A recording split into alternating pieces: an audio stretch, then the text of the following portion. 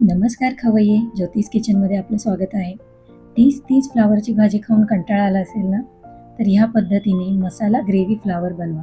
एकदम भारी लागते चवीला आणि ह्यामध्ये कुठल्याही प्रकारची क्रीम वगैरे वापरली नाही आहे. तरी पण भाजी बघा दिसायला किती मस्त क्रीमी अशी दिसते आहे. तर व्हिडिओ शेवटपर्यंत नक्की बघा, न स्किप करता, आणि आवडल्यास लाईक, शेअर, सबस्क्राईब नक्की करा. तर आपण क्रीमी फ्लावर बनवण्यासाठी अर्धा किलो इथे मी फ्लावर घेतलेले आहे. फ्रेश असा फ्लावर आपल्याला घ्यायचा आहे आणि याचे असे छोटेसे तुकडे आपल्याला करून घ्यायचे आहे. कढईमध्ये मी फ्लावर टाकलेला आहे उकडण्यासाठी. पहिले आपल्याला तो उकडून घ्यायचा आहे. भरपूर असं पाणी टाकायचं आहे. त्यामध्ये मी पाव चमचा हळद टाकलेली आहे आणि थोडंसं मीठ टाकलेलं आहे. उकळून घेतल्यामुळे उग्र अशी चव आपल्याला फ्लावरची लागत नाही आणि हळद टाकल्यामुळे फ्लावरही दिसायला छान दिसते. फ्लावरचा रंगही मस्त दिसतो, चवीलाही छान लागते. तर फ्लावर आपला इथं उकळला गेलेला आहे. तर आपण आता चाळणीमध्ये काढून घेणार आहोत आणि थंड होण्यासाठी ठेवणार आहोत. आणि पुढची आपण आता तयारी करूया. मसाला काय लागणार आहे ते बघूया. इथे मी 3 मीडियम आकाराचे कांदे घेतलेले आहेत, 2 टोमॅटो घेतलेले आहे, 10 ते 12 लसणाच्या पाकळ्या घेतलेल्या आहेत आणि अद्रक घेतलेला आहे अर्धा इंच. थोडीशी कोथिंबीर घेतलेली आहे, कोथिंबीरीने चव छान लागते. 10 ते 12 काजू घेतलेले आहे आणि 2 हिरव्या मिरच्या घेतलेल्या आहे. तर आता ह्या कढईमध्ये आपल्याला सर्व मसाला जो आहे तो परतून घ्यायचा आहे. प्रथम आपण कांदा थोडंसं तेल टाकून परतून घेणार आहोत. ही कढई खास माझी मसाला परतवण्यासाठीच आहे. एक स्टीलची छोटीशी आणि एक लोखंडी मी खास त्याच्यासाठीच ठेवलेली आहे. तर आता कांदा आपला गोल्डन ब्राऊन होईपर्यंत परतून घ्यायचा आहे. बघा छानसा असा कलर आला आहे त्याला गोल्डन.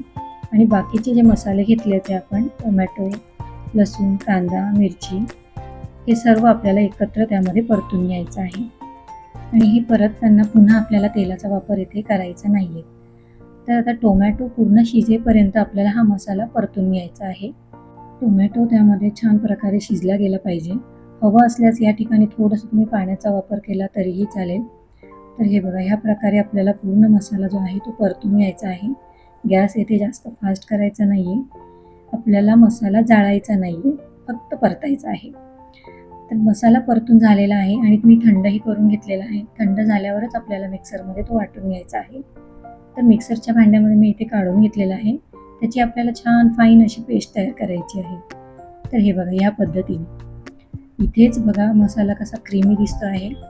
तर आता पुढची आपण कृती करूया. कढईमध्ये मी तेल टाकलेलं आहे आणि त्यामध्ये उकडलेला फ्लावर जो आहे तो तळून घेणार आहे, म्हणजे परतून घेणार आहे.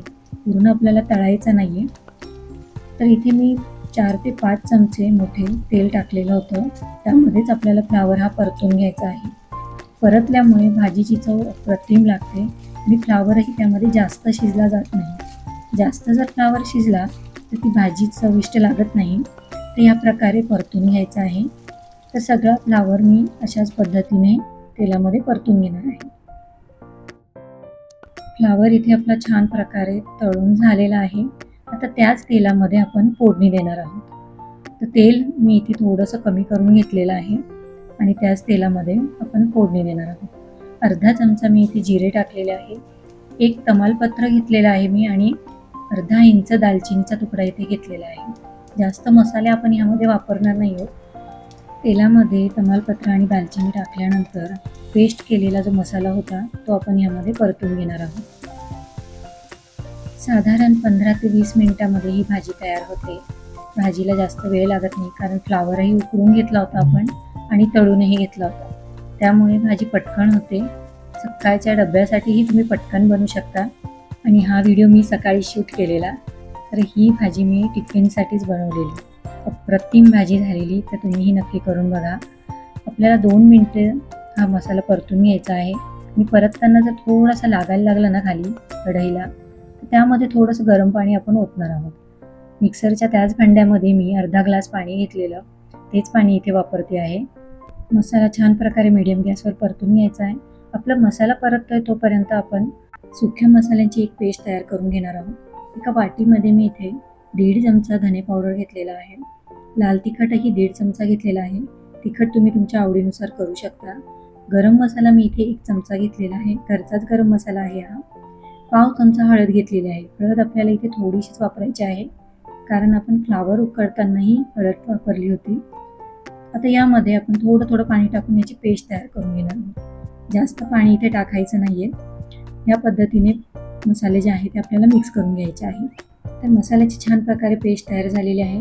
तर आता कढईमध्ये आपली ग्रेव्ही ही छान प्रकारे शिजली गेलेली आहे. हे बघा. तर यामध्ये आता ती पेस्ट आपण मसाल्यांची टाकून देणार आहोत. त्यामुळे कलर खूप सुंदर येतो भाजीला. जास्त लालभडकही दिसत नाही आणि जास्त सफेदही दिसत नाही. एक मीडियम कलर असा भाजीचा आपला दिसतो. तर मसाले टाकल्यानंतर पुन्हा एकदा आपल्याला परतून घ्यायचं आहे आणि 5 मिनिटासाठी झाकण ठेवायचं आहे. मीडियम गॅसवर आपल्याला ही ग्रेव्ही जी आहे ती शिजवून घ्यायची आहे. 5 मिनिटानंतर छान प्रकारे असा कलर आलेला आहे बघा आपल्या ग्रेव्हीला. पुन्हा एकदा आपण मिक्स करून घेणार आहोत.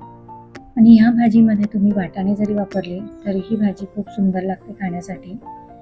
पण वाटाणे प्रत्येक भाजीमध्ये टाकण्यापेक्षा फक्त फ्लावर जरी केले ना तर अप्रतिम भाजी लागते. तर मसाला इथे आपला छान प्रकारे परतला गेलेला आहे.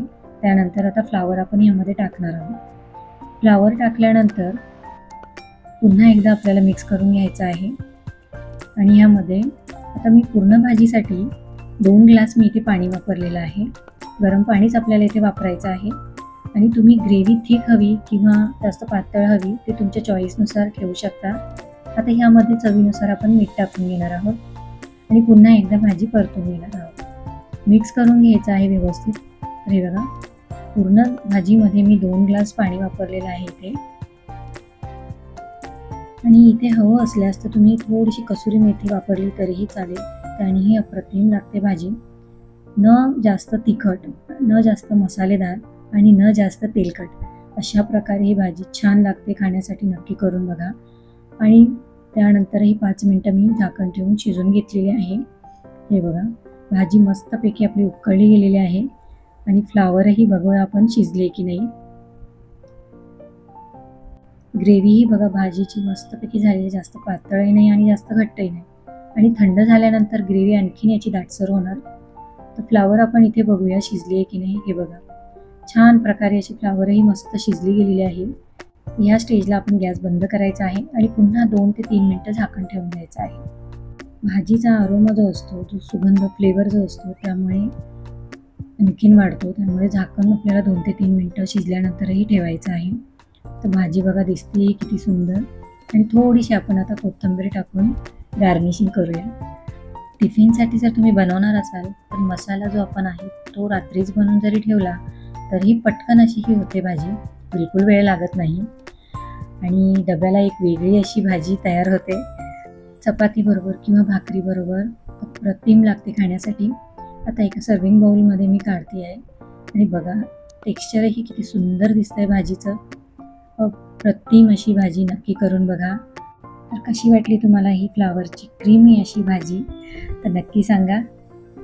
माझी रेसिपी आवडल्यास लाईक, शेअर, सबस्क्राईब नक्की करा. धन्यवाद.